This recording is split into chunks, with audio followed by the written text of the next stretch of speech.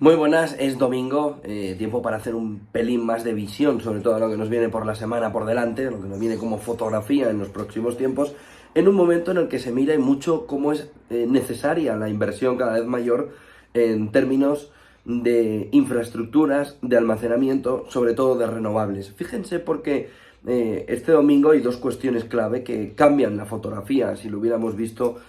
respecto a lo que se estaba viendo en verano del año pasado, sobre la crisis energética europea.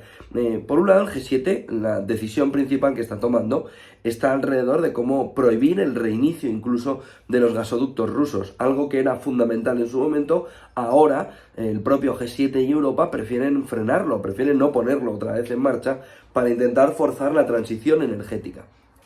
Fíjense porque el elemento fundamental viene alrededor de si de verdad la potencia instalada va a ser suficiente, sobre todo para seguir recogiendo inversiones en el lado de renovables. Parece que la potencia instalada, en torno a 50.000 megavatios más o menos, nos estaría dejando una demanda que está bastante por debajo. Lo que significa que necesitamos, para no tocar o para no colapsar en precios cero, necesitamos una fuerte inversión, sobre todo en almacenamiento. Si no, el problema es pasarnos por el otro lado, es decir, una gran cantidad de inversiones para la producción de energía renovable van a colapsar en los próximos meses si no se consigue un almacenamiento que ahora mismo Europa y el G7 no están consiguiendo darle al conjunto de Occidente para salirse de la dependencia rusa. Fíjense, porque en este entorno juega también la fotografía cada vez más cercana, como les decía, de una posibilidad de colapso energético, en el sentido de que esos precios cero van a necesitar de una salida de inversiones para que no continúe lo que puede volver a ser una falta de previsión por parte de los países a la hora de planificar cuál es su entrada, cuál es su fotografía clara sobre cómo tienen que poner el almacenamiento como elemento fundamental, que no es lo que están haciendo alrededor o al lado de la financiación, que ha sido un elemento clave en los últimos tiempos, y sobre todo de la producción. De tal manera que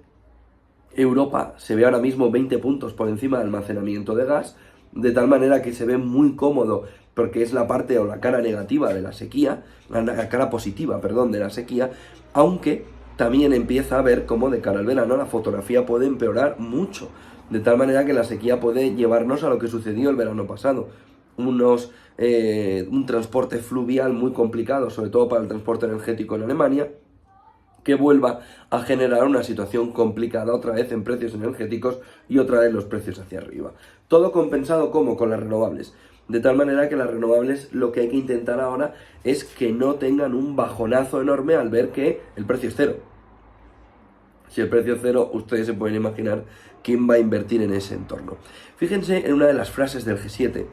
entrando en la fotografía estratégica. Dice uno de los funcionarios consultados por Financial Times esta mañana que lo importante de la medida de que se prohíba el reinicio del bombeo de gas por parte de Rusia es asegurarse, fíjense la frase, de que los socios no cambiarán de opinión en un futuro hipotético. Ojo, porque no es solo la medida ya para hacer un cambio, ¿no? Un cambio de eje, desde el gas ruso al gas estadounidense, al GNL, hacia Europa, sino también que no vuelva otra vez, porque hay una serie de inversiones pactadas con Estados Unidos que tienen que estar sobre la base del compromiso europeo. De tal manera que el G7 lo tiene muy claro en esta frase: asegurarse de que los socios no van a cambiar de opinión en un futuro hipotético. ¿Verdad? Es que igual cambian de gobierno y cambian de opinión. Entonces, por mucho que usted intente ponerle muros al monte, pues entonces será lo que será, pero habrá un momento que no habrá otra opción que ver cuál es la mejor solución económica. Ojo, porque como les decía, aún así la Unión Europea está celebrando que el almacenamiento está en niveles récord de gas natural después de un invierno que ha sido muy suave, que nos pone ahora en la fotografía de la sequía, pero la fotografía nos está marcando que la crisis energética más o menos ha pasado. El otro punto clave del día, además del G7, y más importante del G7, quizá en lo geoestratégico y económico, es Turquía, que va a las urnas hoy, ya está en ello.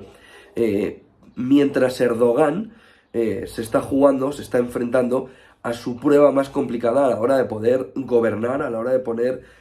ser ese punto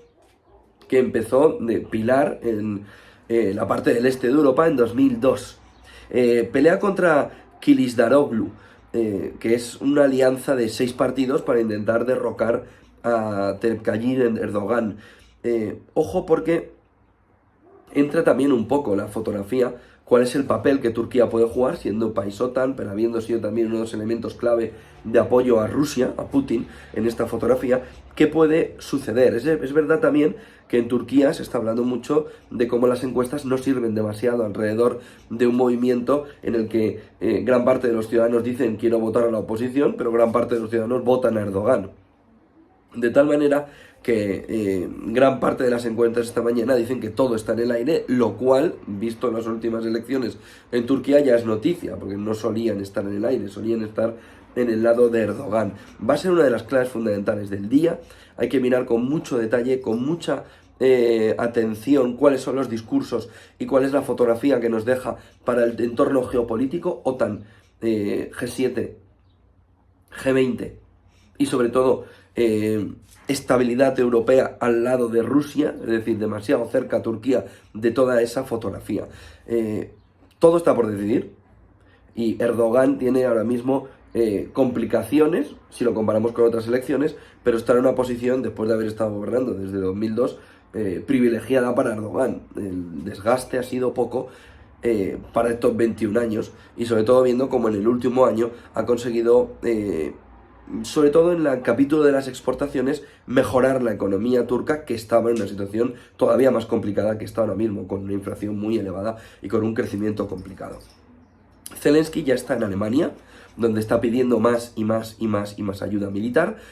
Como les dijimos el otro día, la clave fundamental de Zelensky ahora mismo está en que si entrara en la contraofensiva tendría muchas pérdidas humanas, ha dicho Zelensky, y que por tanto necesita esperar la contraofensiva para tener más armas, para poder hacerlo de una mejor manera. Ayer estuvo con el Papa Francisco viendo el plan de paz que está proponiendo distintas partes, no sabemos qué partes porque dijo el Papa Francisco ya hace semanas que era secreto, hasta que lo dijo él.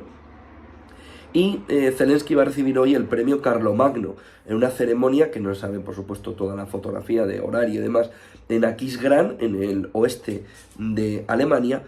aunque como les decía se desconoce bastantes detalles por cuestiones de seguridad del horario en el que se le va a dar. 2 aviones de combate en la parte de la guerra y 2 helicópteros rusos han sido derribados en la última hora. Un caza Su-34 y un Su-35 más 2 helicópteros. 2 aviones de combate y 2 helicópteros. Estaban en la zona de Bielorrusia, entre la frontera de Bielorrusia y Ucrania. Vamos a ver también qué reacción hay alrededor de que hayan podido derribar estos 2 cazas y 2 helicópteros, sobre todo con la respuesta sobre el armamento antiaéreo, que ha recibido Ucrania, por lo que Rusia va a poder también darle una respuesta a Reino Unido y a otros países respecto a que las primeras consecuencias ya la empiezan a ver. Y una recomendación que se ve en lo que se ha vivido en esta última semana en cuanto a Cobas Asset Management, manteniéndonos ya en el mercado, que es una compañía que está llamando mucho la atención y que la tiene Cobas en carteras, una empresa italiana que se llama Danieli. Forma parte de un porcentaje importante en Cobas Internacional y en Cobas Selección, 3,6, 3,1 de toda la cartera, que se encarga del diseño y la construcción de plantas de acero o de la fabricación de acero en sí mismo. Dice Cobas que tiene un potencial de revalorización para ellos en cartera de más del 30%. Danieli se llama la compañía y está comentando Cobas que es una de las compañías clave en el entorno del acero, tanto en la fabricación, diseño y construcción de plantas de acero, como en la fabricación de acero en sí mismo. Punto de mirada también en el mercado del petróleo, por debajo de 75 el Brent, por debajo del 70 el West Texas, nos está marcando que ahí está en un rango un poco lateral el petróleo, intentando moverse en el entorno de los 70-80 el Brent, de los 65-75 el West Texas, marcándonos que la clave va a ser un poco ese movimiento que haya de recesión o no, de recesión cuánto, de recesión cuánto tiempo, no solo el golpe o la dureza, y en ese entorno el petróleo también va a jugar un elemento fundamental. No ha conseguido la OPEP tirarlo al entorno de los $100 y sería otra de las claves fundamentales. ¿Hasta qué punto muy pronto podemos ver a la OPEP volver a golpear la producción, viendo que esa reducción de la producción no conlleva en el fondo un aumento tan sustancial del precio como se estaba previendo por culpa de la recesión. De qué manera también puede la OPEP empezar a acercarse a una menor producción de petróleo, precisamente porque la economía no termina a nivel global de tener el estallido alcista que se esperaba. Es domingo, vamos a ver la semana que viene también cómo se mueve todo el movimiento de crisis bancaria, pendientes de PacWest, pendiente de cómo va el movimiento de depósitos y pendiente también de qué manera la recesión va dándonos más detalles. Vamos a ver en Europa cómo se empieza a calibrar también la entrada, el movimiento y sobre todo cómo ese estadio de estanflación, que parecía ser el peor de los que podíamos enfrentarnos hace un año, va cogiendo cada vez más cuerpo. Buen domingo, buen descanso.